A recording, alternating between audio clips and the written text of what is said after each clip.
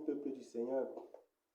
Nous sommes dans Luc chapitre 1 à partir du verset 26. Le 6e mois, l'ange Gabriel fut envoyé par Dieu dans une ville de Galilée, appelée Nazareth, chez une vierge fiancée à un homme de la famille de David, appelé Joseph. Le nom de la vierge était Marie. L'ange entra chez elle et dit, je te salue, toi à qui une grâce a été faite. Le Seigneur est avec toi. Tu es bénie parmi les femmes. Troublée par cette parole, Marie se demandait ce que pouvait signifier une telle salutation. L'ange lui dit, n'aie pas peur, Marie, car tu as trouvé grâce auprès de Dieu. Voici, tu seras enceinte, tu mettras au monde un fils et tu lui donneras le nom de Jésus. Il sera grand, sera appelé fils du Très-Haut. Et le Seigneur Dieu lui donnera le trône de David, son ancêtre. Il régnera sur la famille de Jacob éternellement. Son règne n'aura pas de fin. Marie dit à l'ange, comment cela se fera-t-il puisque je n'ai pas de relation avec un homme? L'ange lui répondit, le Saint-Esprit viendra sur toi et la puissance du Très-Haut te couvrira de son nom. C'est pourquoi le Saint-Enfant qui naîtra de toi sera appelé fils du Très-Haut. Voilà qu'Élisabeth, ta parente, elle aussi, devenue enceinte d'un fils dans sa vieillesse. Celle qu'on appelait la stérile, est dans son 6e mois. En effet, rien n'est impossible à Dieu. Marie dit, je suis la servante du Seigneur, que ta parole s'accomplisse pour moi. L'ange la quitta. Bien aimé, nous voyons aussi quelque chose de très intéressant. Nous voyons une époque où, bien aimé, les Écritures devaient normalement s'accomplir. Et le Seigneur devait visiter son peuple en tant qu'homme, selon les prophéties qui avaient été faites 500 ans auparavant, plus de 500 ans auparavant. Et ici, nous voyons quelque chose de très remarquable, c'est la conversation entre l'ange Gabriel et Marie. Cette jeune fille qui ne connaissait pas d'homme, cette jeune fille qui était simplement fiancée à un homme de la famille de David, comme on nous dit, un descendant de David qui était Joseph. Et bien aimé, quelque chose va se passer ici. C'est que Marie, ne connaissant pas d'homme, va se trouver enceinte par la vertu du Saint-Esprit. Et la Bible nous dit que Joseph, qui était un homme de bien, qui ne voulait pas la diffamer, bien aimé, à cause de cette situation qui se présentait, voulait rompre secrètement avec elle. Mais pendant qu'il songeait, un ange du Seigneur est venu lui dire de ne pas le faire, parce que tout ceci était orchestré par le Dieu Tout-Puissant. Bien aimé, nous réalisons quelque chose, que cette grâce qui leur avait été faite dans leur communauté n'avait pas été facile d'acceptation. Dans leur communauté n'avait pas été facile, bien aimé, à être reçu. Mais ce qui est important, c'est que, bien aimé, pendant que le Saint-Esprit est venu sur Marie pour accomplir cette vision, la puissance de Dieu est entrée en action. Et ce mot puissance, c'est dunamis dans le grec. Et la parole nous dit quelque chose. Dans la définition de ce mot, c'est le pouvoir, c'est la force, c'est le talent. Nous voyons aussi que le talent du Tout-Puissant s'est manifesté en ce sens que, bien aimé, la parole annoncée par l'ange, crue par Marie, est devenue un enfant dans son sein. Bien aimé, c'est la même parole, selon le livre de 2 Corinthiens, chapitre 4, à partir du verset 13, auquel nous avons cru, auquel nous nous sommes attachés. Bien aimé, sachons quelque chose, c'est que la parole du Seigneur ne va jamais venir et faire l'unanimité au milieu de nous.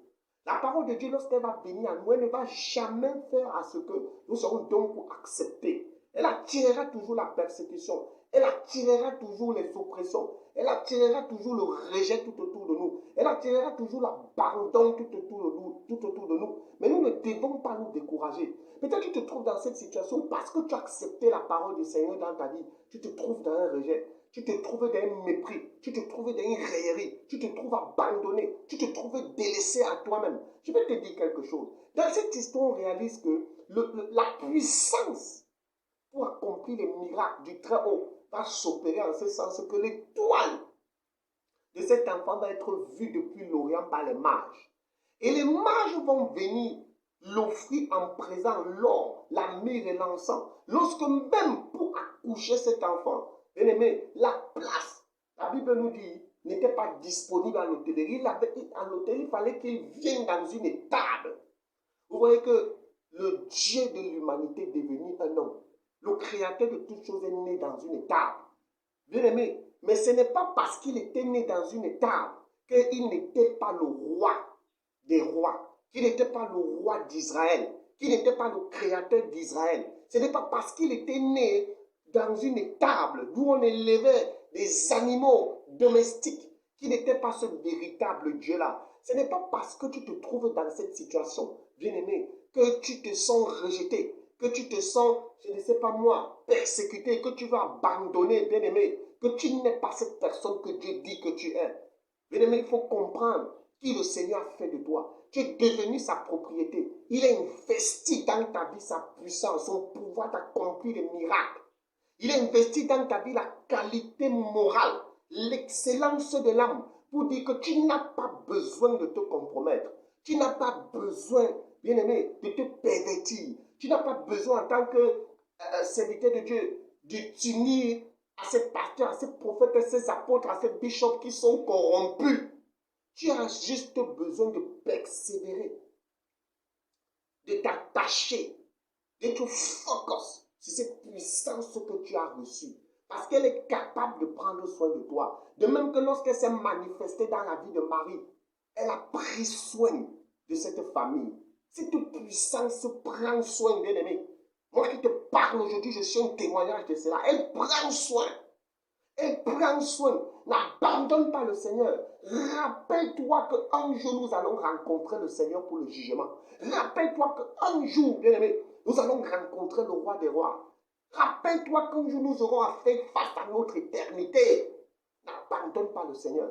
Je viens ce matin encore t'encourager. Je sens dans mon esprit, par le Saint-Esprit, qu'il y a des gens à encourager en cette journée. Il y a des gens encouragés de par le monde entier qui se sentent persécutés, qui se sentent rejetés. Marie, même dans sa famille, ce n'était pas évident pour elle. Bien-aimé, ce n'était pas évident pour Joseph dans sa propre famille. C'est pourquoi il voulait rompre avec cette relation. C'est pourquoi il voulait cesser, mettre stop à cette relation. Mais les anges l'ont visité. Les anges n'ont pas visité le reste de sa famille.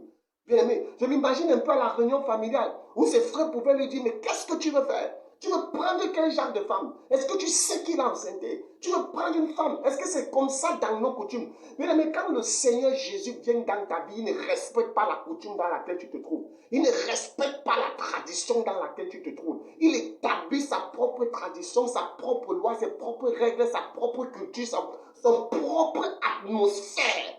Et ce n'est pas pour t'abandonner. La Bible dit que ceux qui se confient en lui ne seront jamais dans la confusion. La puissance s'est donc mise à l'œuvre. Voilà les marges qui sont venues. Marie et Joseph, ce couple n'avait pas de rendez-vous avec les marges. Ils n'avaient jamais reçu une lettre d'invitation des marges. Mais parce que la puissance d'accomplir les miracles était en action dans leur vie, les marges sont venues. Les anges sont venus. Oh, annoncer au berger qui était là la naissance du roi. Ses parents étaient dépassés par ce qui les arrivait. Je suis venu te dire ce matin, tu seras dépassé par ce qui va t'arriver. Quand tu vas décider de t'attacher au Jésus-Christ véritable, qui est investi en toi, quand tu vas cesser de regarder la persécution, quand tu vas cesser de regarder les outrages, les problèmes, les situations nauséabondes, les situations, c'est-à-dire des calamités qui sont en train de tourner autour de toi. Mais quand tu vas regarder qu'au Seigneur Jésus-Christ, quand tu vas regarder vers le ciel, quand tu vas regarder vers Jésus-Christ, le Dieu véritable, bien-aimé, oui, les marges sont venus autant pour moi offrir en présent, bien-aimé, de l'or, de la myrrhe, de l'encens à ce roi qui venait de naître. Ils ont reconnu, bien-aimé, en cet enfant le véritable roi. Peut-être que tu es là aujourd'hui, tu as même tes enfants. Et ils ont un talent par rapport à un domaine quelconque de la vie, tu es en train de les décourager. Mon père, ma mère, tu fais erreur. Tu fais erreur. Il y a des mages qui sont en route pour valoriser leur talent. Je m'adresse à toi qui regarde cette vidéo. Toi, ce parent qui va empêcher ton fils, qui a ce talent dont on vient le chercher pour qu'il le manifeste, dont tu entends, sa renommée se répand déjà. Mais tu veux simplement que c'est ce que toi tu dis qu'il fasse, bien aimé. Je veux te dire quelque chose, mon père. Ne sois pas limité. Ne sois pas frustré. Peut-être c'est la peur qui te fait manifester ces actes d'attitude. Tu ne seras pas couvert de honte. Tu ne seras pas couvert de honte. Des mages arrivent pour célébrer cet enfant. Des mages arrivent pour le transporter d'un continent à un autre que tu ne connais même pas. Mais rien qu'à cause de son étoile, rien qu'à cause de son talent, ils viendront pour faire de lui un grand dans ce monde, pour faire de lui un grand dans cette génération. Ne limite pas ta progéniture. N'obscurcis pas l'étoile de ta progéniture.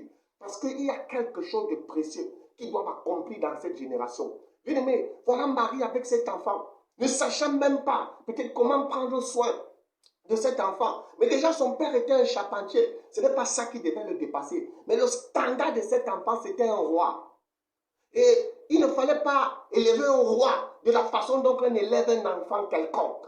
C'est le pourquoi ceux qui ont vu en lui un roi sont venus, un roi élevé, sont venus